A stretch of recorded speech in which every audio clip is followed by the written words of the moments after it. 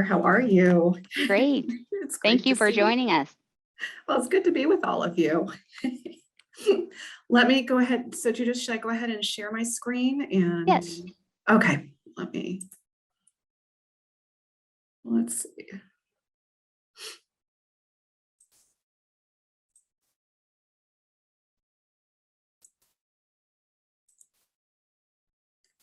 All right. Are you seeing slides on your end? I am. Okay. The number one important question in this remote era, right? That's right. I see. All right. Well, great. Well, hi, everyone. It's wonderful to be with you on what is a very rainy day in the DC area. I hope you're having better weather in Ohio. I really appreciate the opportunity to meet with you, share some of the work that NACE has been doing, and really to spend our time today talking about the pandemic that we are in. I wanted to share with you, we're going to be releasing in the next couple of weeks a new report from NACE that captures, summarizes our findings from a most recent survey of the early childhood higher education community. So I wanted to share some of that with you, talk about the opportunities ahead of us. I really appreciated in that last presentation the phrase, let's make this moment become a movement, because we really are truly in an unprecedented time for childcare. And then talk about, as we are in the midst of the pandemic, the concurrent to the work that each of you has been doing, that Ohio AEYC and advocates across your state, across this country have been doing to try to save, sustain childcare during the pandemic. There has been a lot of exciting work happening across this country to help implement the unifying framework, and which all of us were part of creating. And so I wanted to share that with you and really think about it in terms of implications for higher education as well. So let me move on here. We are really in a moment, as all of you know, both a moment of heartbreak as well as a moment of hope for the early childhood field. Over the last 18 months, our childcare programs, early childhood higher ed programs, early childhood educators, faculty, the challenges we were facing prior to the pandemic have been exacerbated because of the pandemic, and our field is really vulnerable, both the programs and the individuals who are working in our field. And at the same time, we are really in the midst of unprecedented investment from the federal government.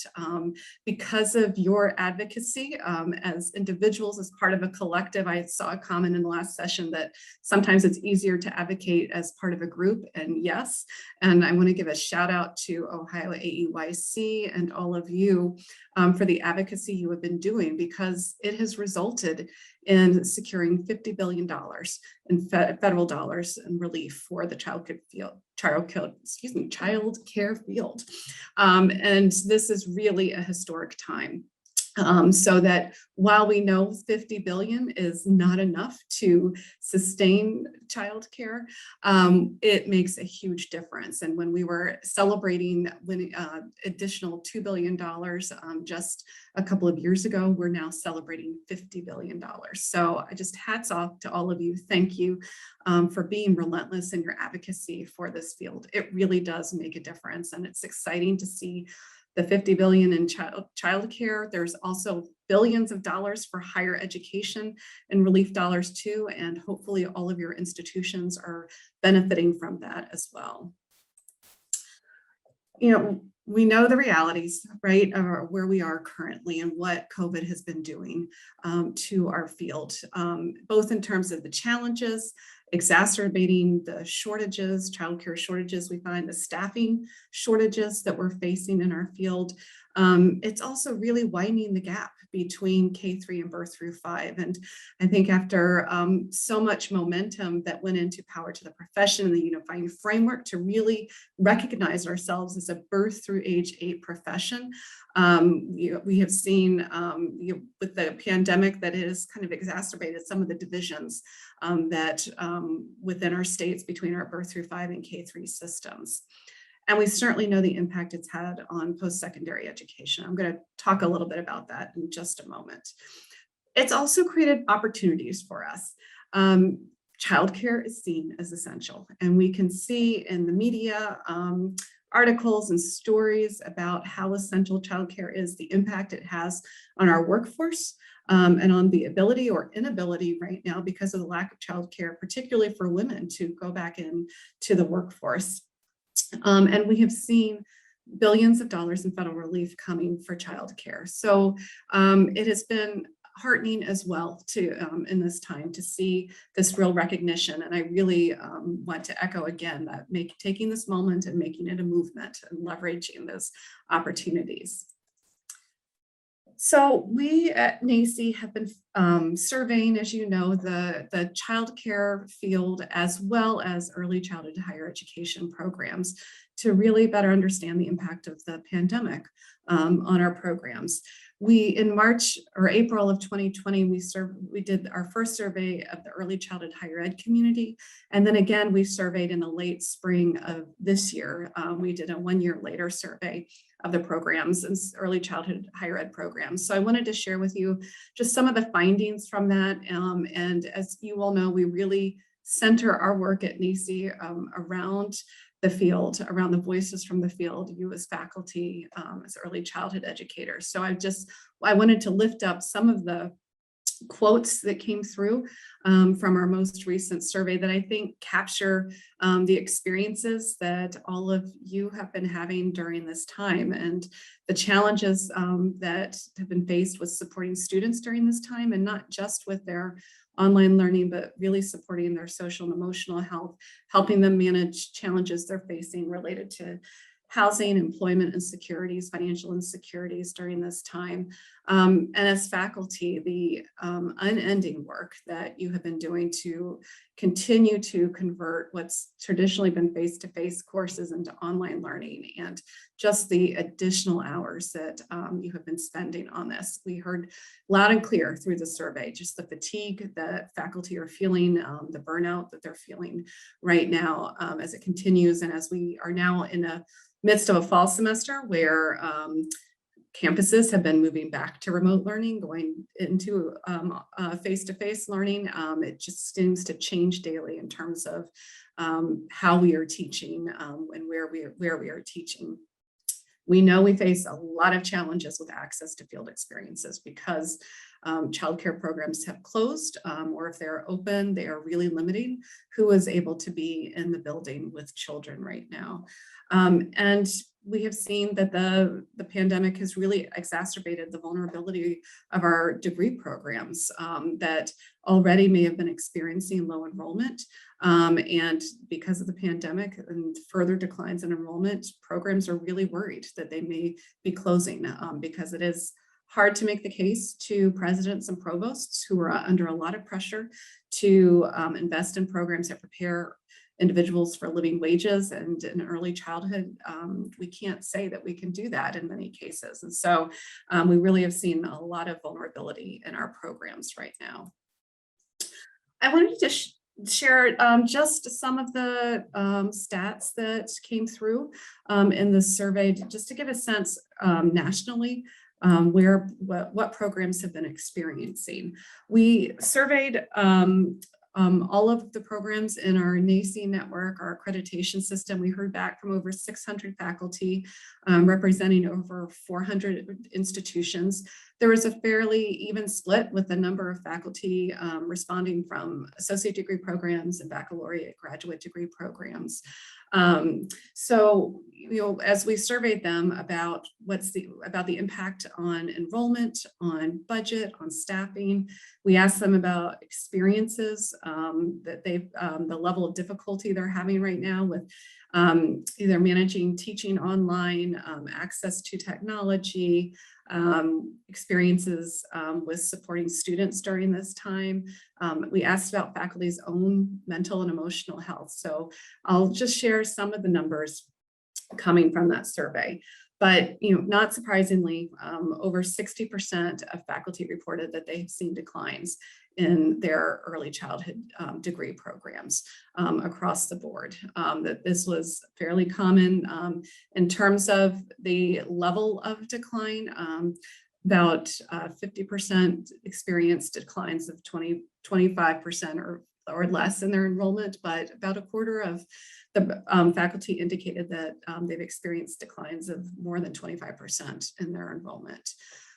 Programs have also seen, corresponding with lower enrollment, lower rates of graduation in their programs as well.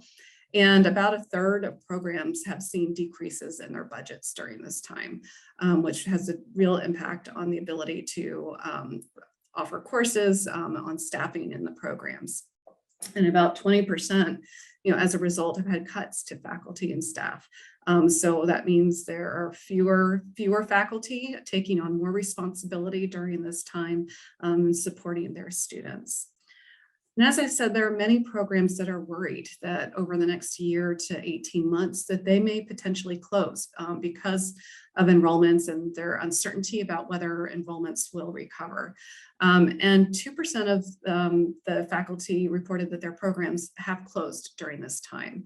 So we're in a, knowing that higher education, we are the pipeline for early childhood educators, and recognizing that there's been significant declines both across enrollment and budgets for programs.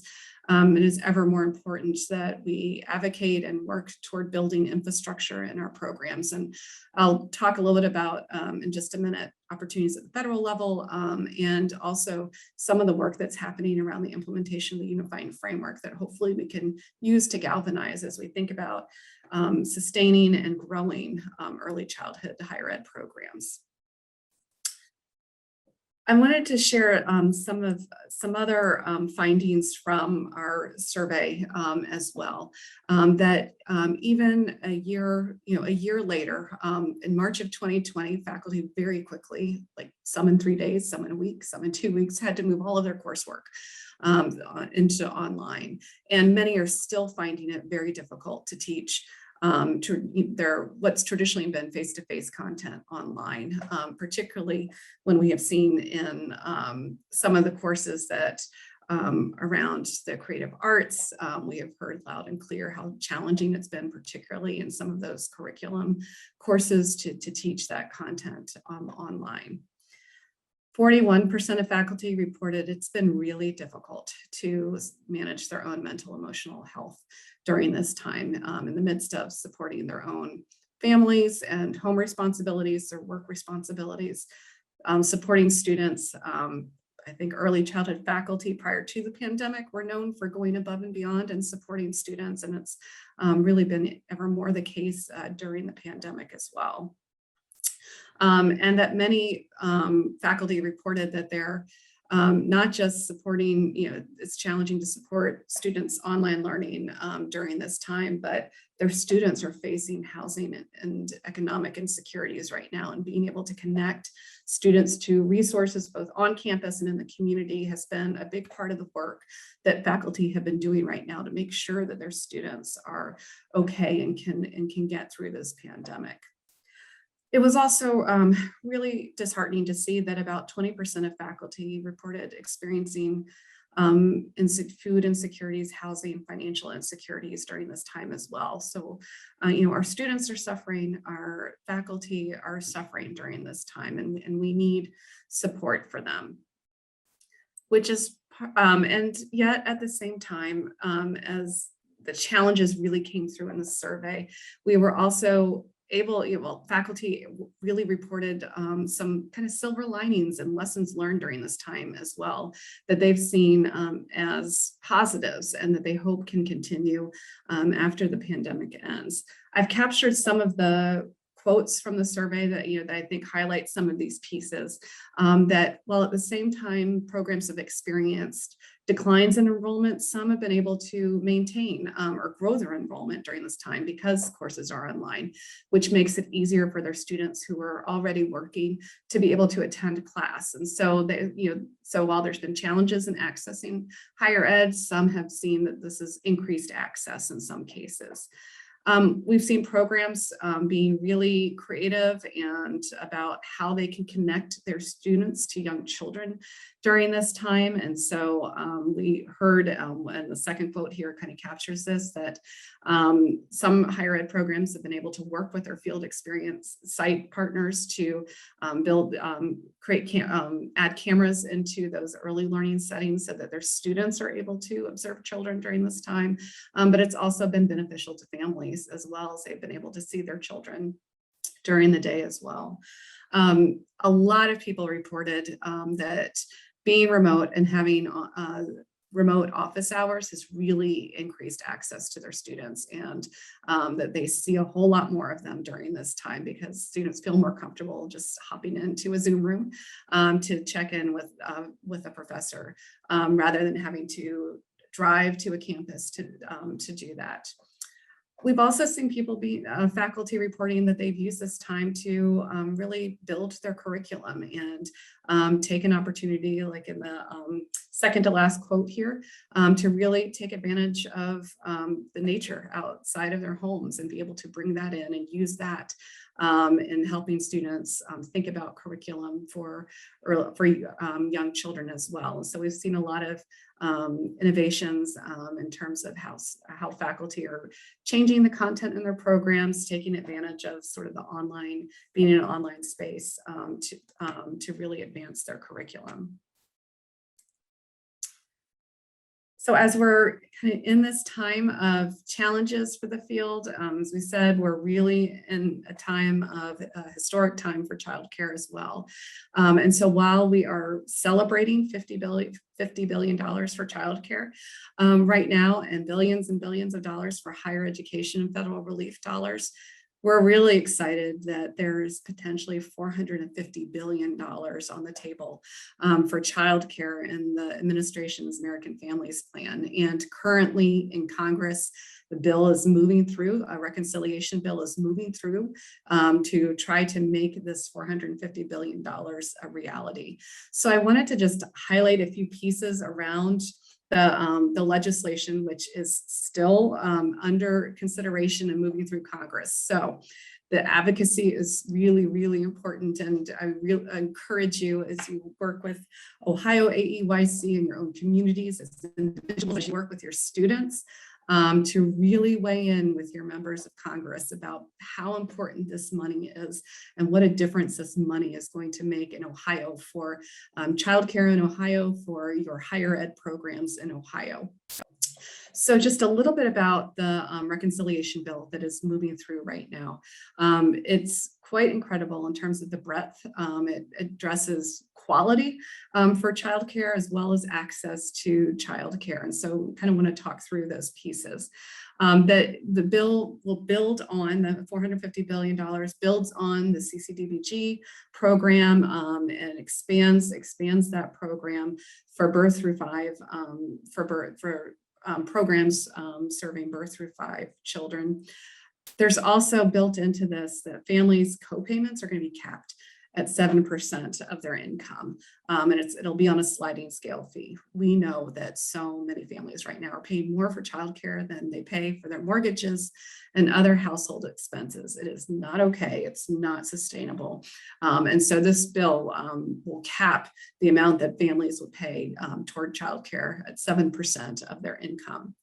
And it also creates a floor for licensing in terms of both for the programs that are participating and receiving funding from this as well. There is a whole lot in the reconciliation bill.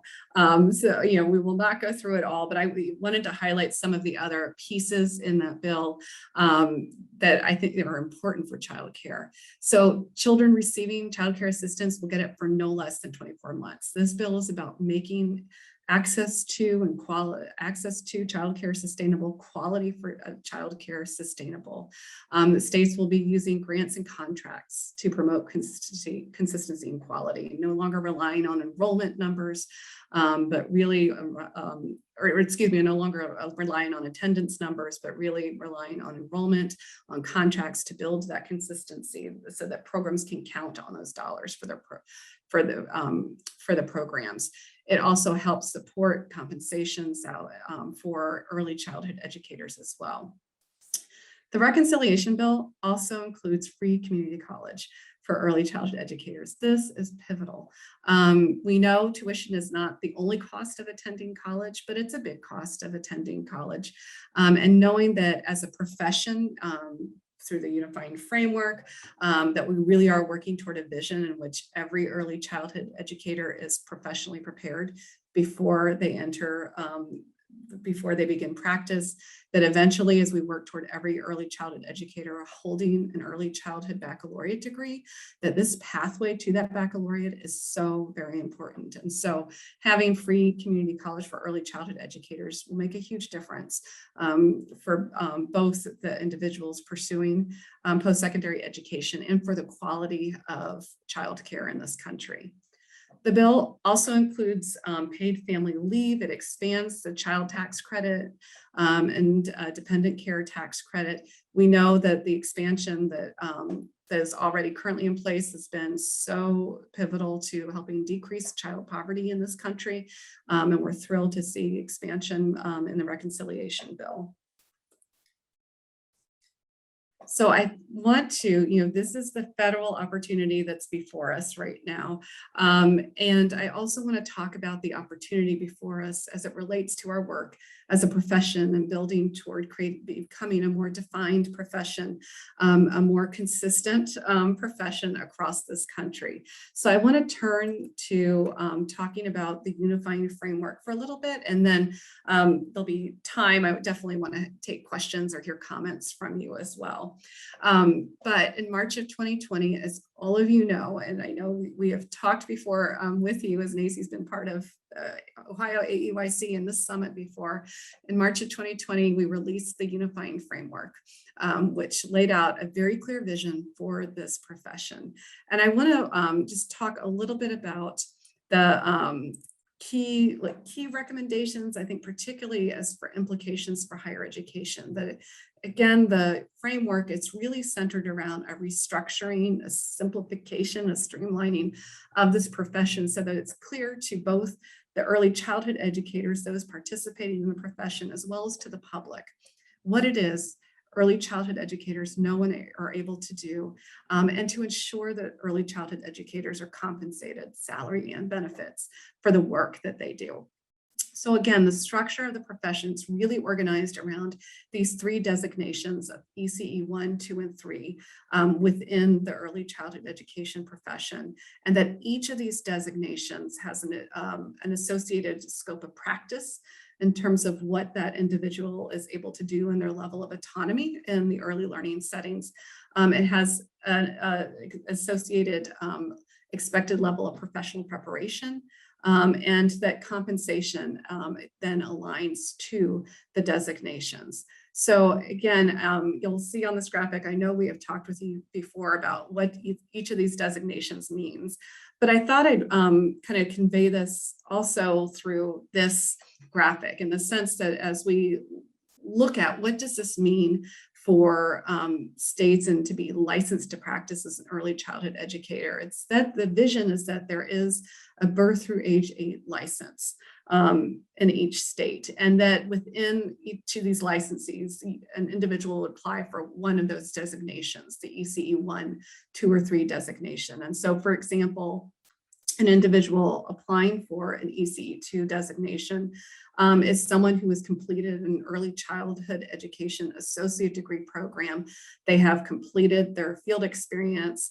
They've passed an assessment that is aligned to the ECE 2 expectations as described in the professional standards and competencies, and that they would receive that license to practice. It would be a birth through age 8 license.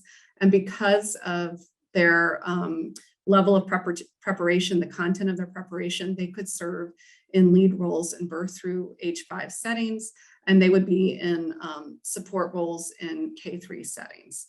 So again, as we think about how we what the structure of the profession and what the licensing structure might look like, it's that early childhood educators would all fall under the birth through age 8 license, and then be applied toward the designation that makes sense for them in terms of the level of preparation they've completed and the role that they want to have in early learning settings. The unifying framework, it's driving toward a lot of things. And I won't walk through all of these, but it really is moving us toward this notion of being a birth through age 8 profession, breaking down the silos between K3, 0 to 5. And that is a big vision for, I think in most states, it is both the way our state agencies are organized, our schooling is organized, really supports the division of K3 and birth through 5. But as we think about implementing the unifying framework, it's an opportunity to think about how we can bring those what are typically separate entities, both in terms of the places, the agencies, and how do we bring those together so that we really are supporting a birth through age profession. The professional standards and competencies are the center of the profession. Every aspect of the profession is centered around the professional standards and competencies. In every other profession, there is that core set of competencies, and the unifying framework calls for that too. And so thinking about what that means for professional preparation programs, for licenses, for the expectations for licenses for practitioners. So we think about accreditation, we're in our own NACCE higher ed accreditation system. As we think about state competencies, everything is centered around the professional standards and competencies. In this notion that eventually we're working toward the ideal that every early childhood educator is licensed to practice.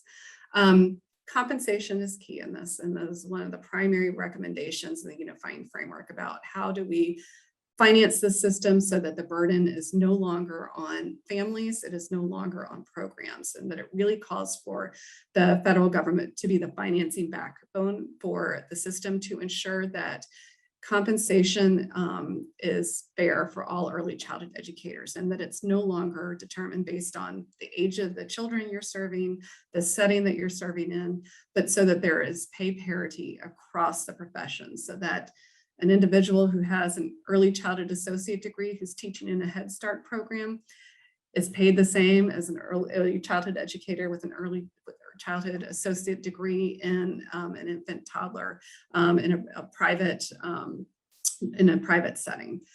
It's pay parity so that an individual with a baccalaureate degree teaching in a first grade classroom is paid the same as an individual with a baccalaureate degree teaching in a birth through 5 setting. So that the idea is that there is pay parity across the floor, that compensation, that K-12 compensation starts as that floor for compensation, but that certainly is not intended to be the ceiling for compensation. And for higher ed within the unifying framework, it really is calling for more cohesiveness in the curriculum, both within degree levels and across degree levels too.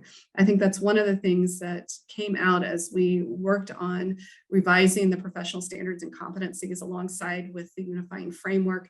As we thought about leveling those professional standards and competencies, what does it mean to be an ECE2 and to have proficiency in the professional standards and competencies? What does it mean to be an ECE3? That was a hard conversation for us to have as a higher ed community, to think about the similarities and where there needs to be differentiation across the degree levels. And that conversation continues. We will continue to iterate on that leveling as we continue to evolve as an early childhood higher ed community as well.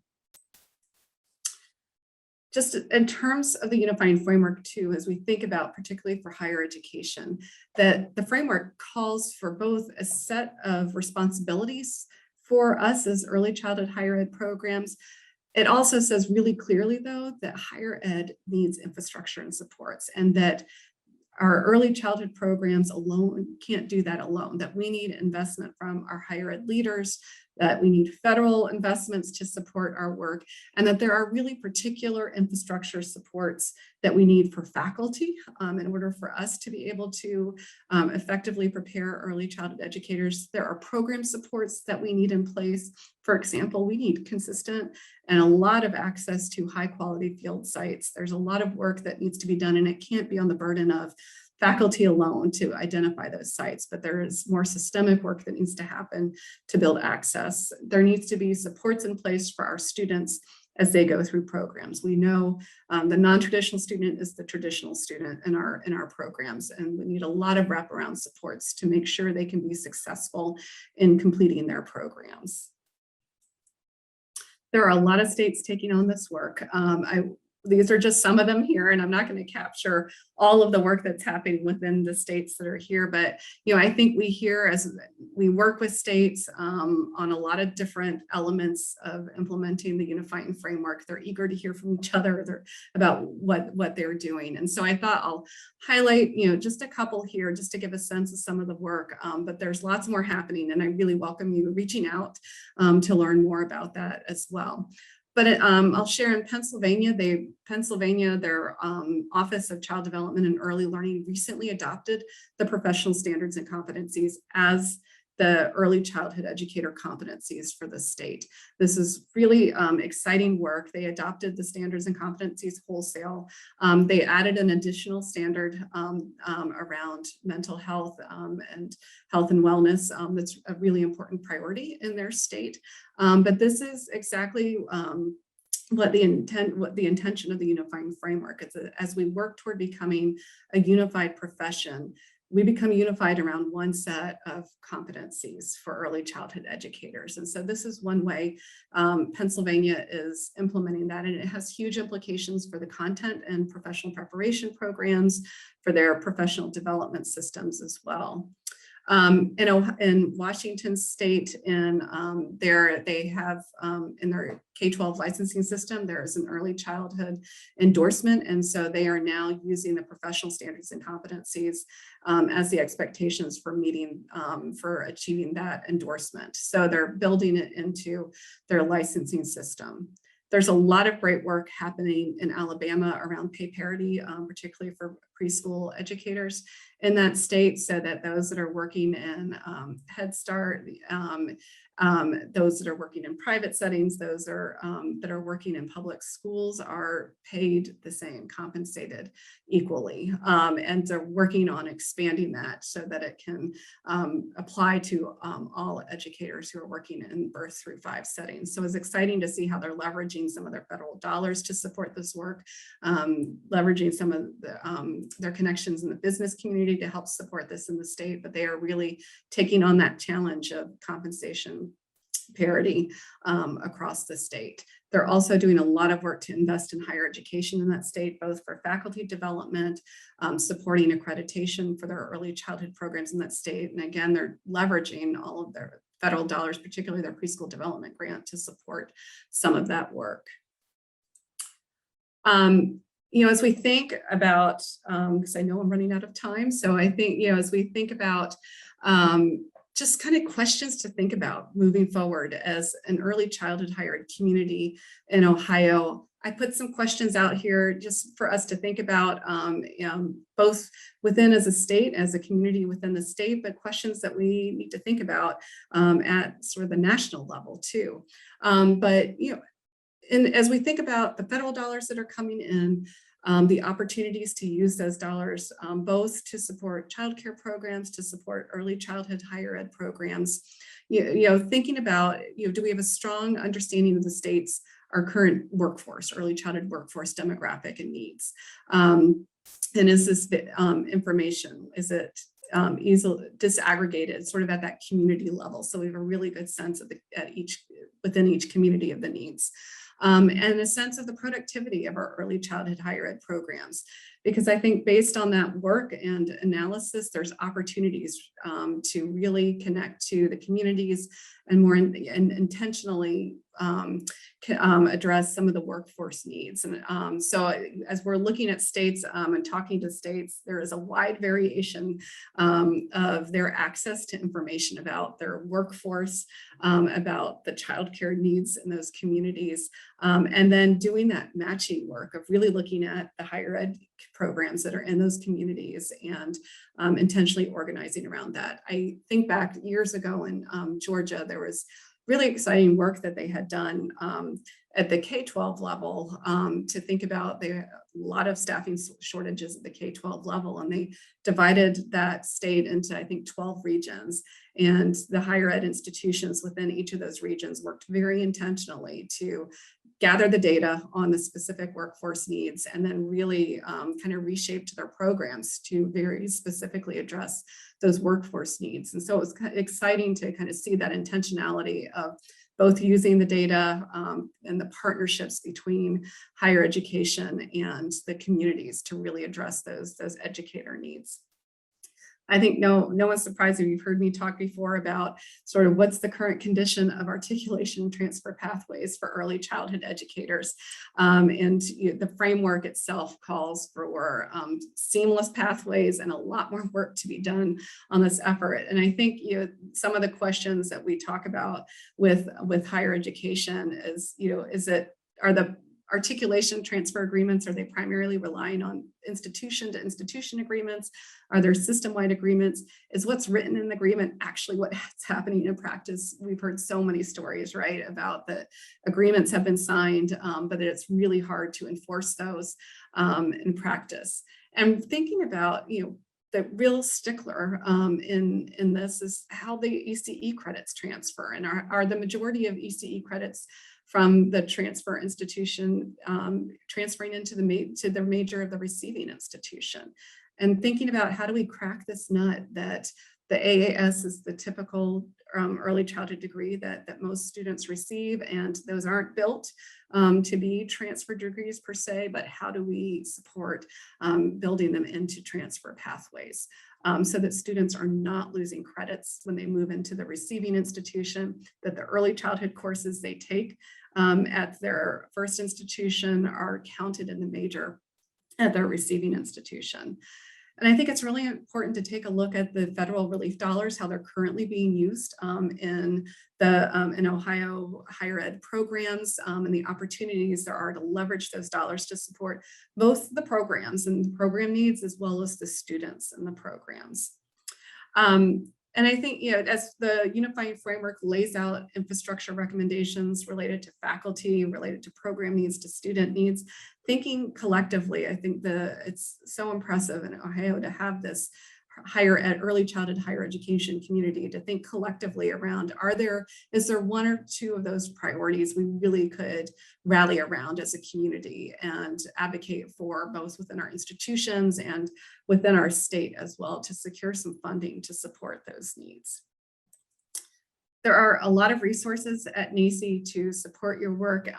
And so just from the unifying framework perspective, we have model legislation and regulations that will be coming out to support states that are taking on implementing elements of the unifying framework. We're creating state peer learning circles so states can learn from each other. We're providing a lot of one-on-one technical assistance right now to states as well.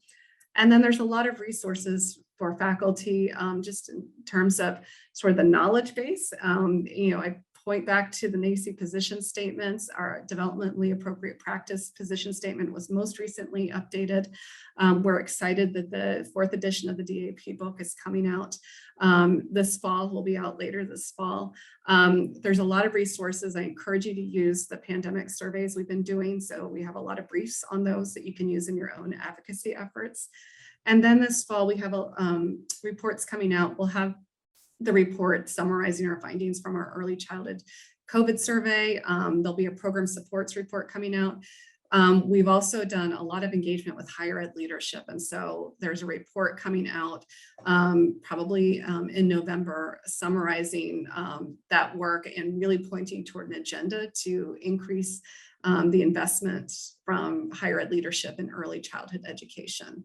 And I'll just say finally that this fall we'll be releasing our revised higher education accreditation standards. And so we're deeply appreciative of the many programs that participate in that and hope many more will. But regardless of whether you are part of the accreditation community or not, the standards are intended as guidelines for professional preparation programs. And so we hope it'll be a helpful resource to you as you and a framework for you as you think about program quality and the important components of building out and maintaining an early childhood degree program, that these standards are intended as guidelines.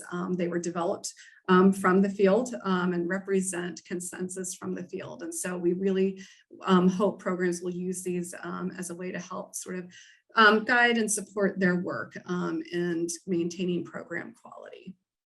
So I will stop right there. I will say thank you. I want to take some questions and just say thank you to all of you for the advocacy you are doing for young children, for your students right now, and for each other to make sure that you have the resources that you need, that advocating for the vision we all have for high quality early learning and care for each and every young child, and high quality education for each and every student in our programs. So I will stop sharing my screen and hopefully take some questions.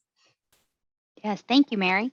So definitely you can type a question or raise your hand and we can turn on your mic if you would like to share your thoughts or ask a question. Great. Let's see, I see Jennifer Perkins raised her hand. So, yes, let me. yeah.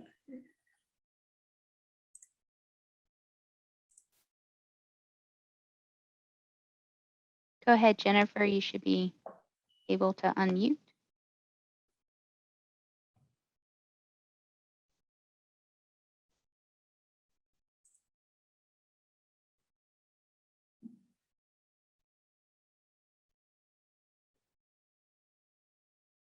Right. Jennifer, are you able to unmute? Let's see.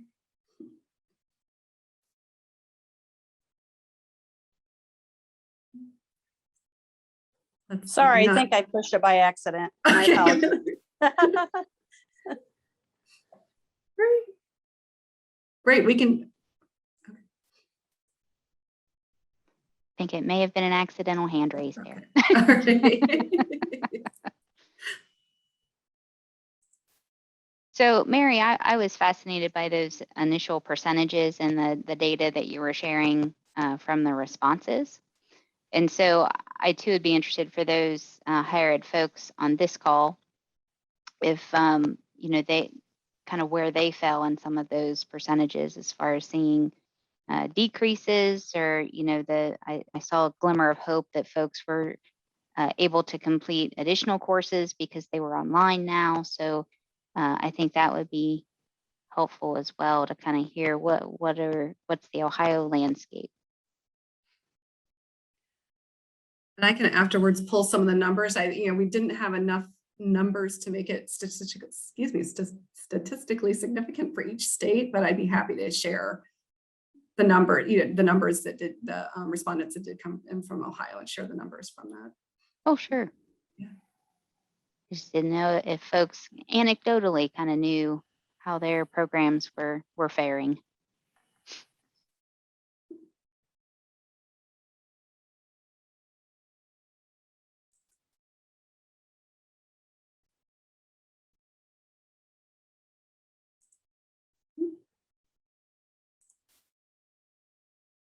Awesome. Well, let's see. I think we have. Let's see. I see a question. Let's see. Oh, can you please put that slide back on the screen? I believe about those percentages and those okay. data points. Yeah. Let's see. All right. I hope no one's getting dizzy. All right. So here's the first slide. So Great. While folks are able to review that, we do have one question. When you said families would pay 7% of their income, is that per child or total? I believe that is total. So I will double check it, but I believe that's total.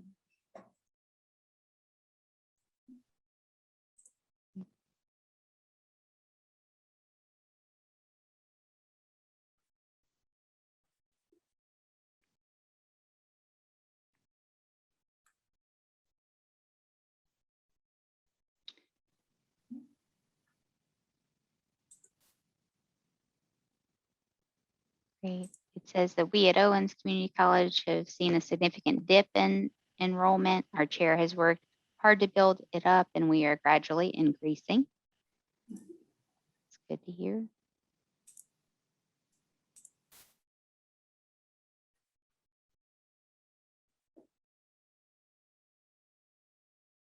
And I think that's there's just so much uncertainty right now. And so as programs are slowly able to build up enrollment, I think there's a lot of uncertainty about whether that will continue in the spring, or this shift in lower enrollment is a permanent or semi-permanent state for programs right now.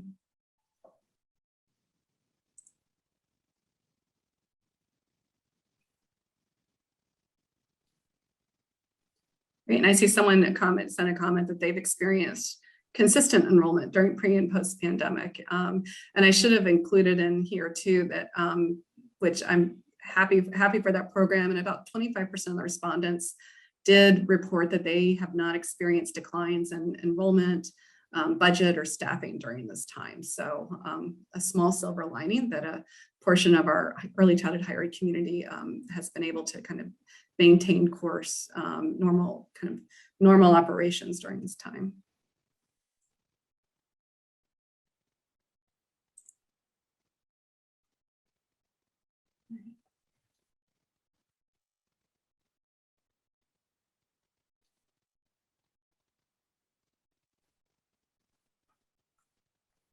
I think there's one about one of the issues for higher ed is to move CDA teachers onto the associate degree level. Mm-hmm.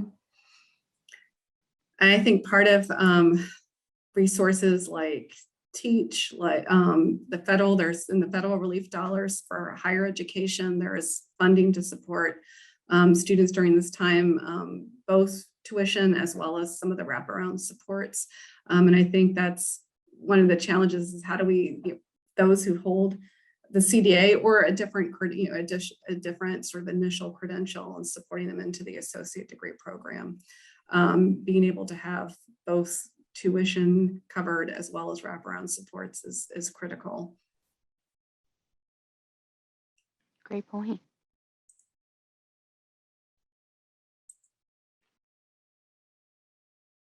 Any additional questions or comments for Mary?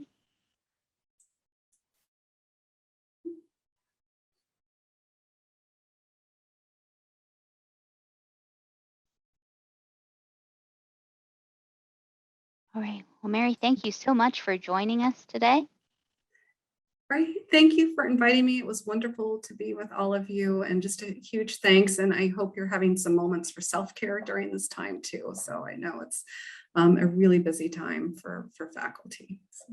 Awesome. Well, we appreciate the ability to connect with you. I know there's so much happening. So yeah. Taking a little bit of stock of where we are and where we're going is so helpful during this time. Well, I hope you have a great rest of your conference. So. Great. Thank you so much. Bye.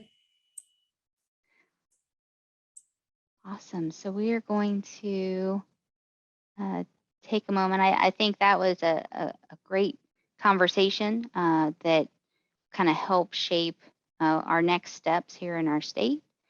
There's definitely some components around who are those champions at the Ohio Department of Higher Education for early childhood.